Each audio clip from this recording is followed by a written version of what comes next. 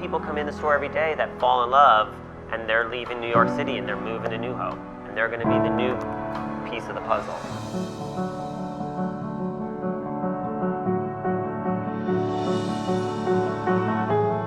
When I started working in New Hope, I was like, this is it. It's got the culture, the diversity, the walking town. It's so everybody knows everybody. I loved the freedom when I first moved here of the way people thought, and nobody had any opinions about you. You didn't have to be a certain way. You didn't have to think a certain way. That is exactly why I came to New Hope, you know, to come to like a place where I felt like would be fun and funky and unusual, and where it would be welcoming to me as a newly out gay person. You have creative people, you have artists, you have more of a bohemian type atmosphere. It stands on its own whether the world's going this way or whether it's going that way or whether your political view is this or it's that. You come to New Hope and there's this, it's fine. Whatever you think, whatever you feel, we're okay with it. My name is Christine McGinn. I live on River Road in New Hope. Alexandra Fraser, I'm producing director of Bucks County Playhouse. Oh, my name's Sevilla, and I am the Vice President of Domestic Affairs at home. I'm a plastic surgeon here in New Hope. It's one of the biggest centers for transgender surgery in the country, if not the world. We wrote a list of the places that we'd like to live, and then a list of our family values and priorities. And New Hope was on the list because one of our family priorities was community. It was really important for us, is to be in a community, and a certain kind of community.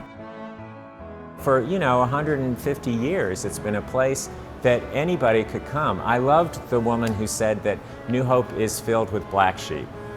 And my family would certainly think I was a black sheep of a certain kind, a nice black sheep, as she said. And I love that, because I think there is something.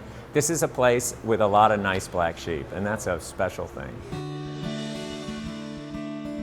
I think there's a lot of love in the town, and I think everybody is different, but the common thread is everybody's accepting to one another. Now that different people are coming from different parts of the world, I know New Hope is known as the bubble because it's just New Hope people, but I think you really get a sense of diversity. My name is Jeff Cook. I'm the CEO and co-founder of the Meat Group. When we were looking for a place to put the business, we were looking for, kind of a friendly community, eclectic community. New Hope has that in spades.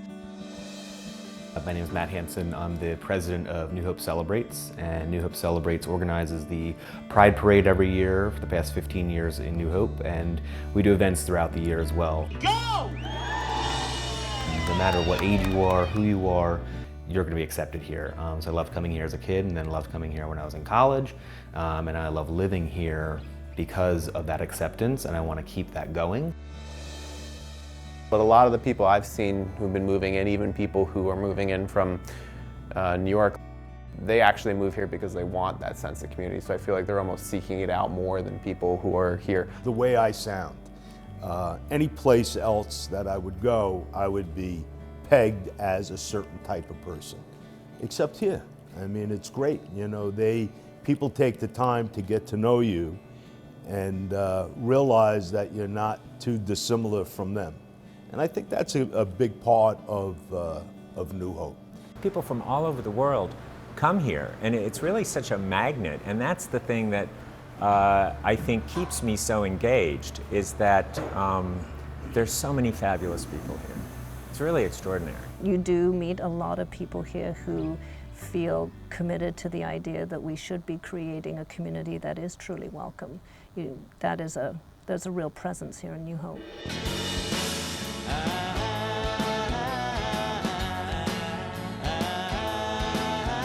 It seems now more than ever that New Hope is growing very quickly. I think that New Hope is definitely becoming a lot more expensive. The artists who used to live here because they could afford to live here can't afford to live here anymore. We worry sometimes about that modernizing happening at the expense of the great history, but also how it's not necessarily good to live in a place where that's just about nostalgia. It is about moving forward, doing things to attract new people to the town, whether people who live here or tourists. I think that the mix that's here now is most likely to stay. I think we have to be careful that we still allow space for all different incomes. My concern would be that 10 years from now, we'd look back on it and say, what happened? Well, how did we let this happen? All of these folks are trying to come in and help continue to diversify the different kinds of viewpoints that are in this town to help figure out what needs to happen next. I think as we move forward into the future, it's going to maintain its charming little town with accepting people and diversity, and that's what attracts all our tourists to come. It's just going to continue to evolve in a good way, I think. It's not going to, we've got great committees, HARB to control and keep our architecture, in a good way. So I don't think it can go bad. I think we just got to continue to make sure it's going right. That I'm hopeful that the ideals of films like Embraceable You could be reached because there are enough people with that energy committed to it. It's an exciting thing to think about, and when Go Slide Inn opens next door, the riverfront promenade, the Logan Inn is going through a major expansion, Odette's is returning at the south end of town. I think these are all going to be tremendous magnets to bring people here to discover what made New Hope special 150 years ago, 300 years ago. We just want to make sure that we keep it, and I always use the word funky, but we want to keep it what New Hope is, that vibe of you can be whoever you are, whether you're somebody covered in tattoos or whether you're somebody that's a CEO of a company, you can sit down together and share a meal.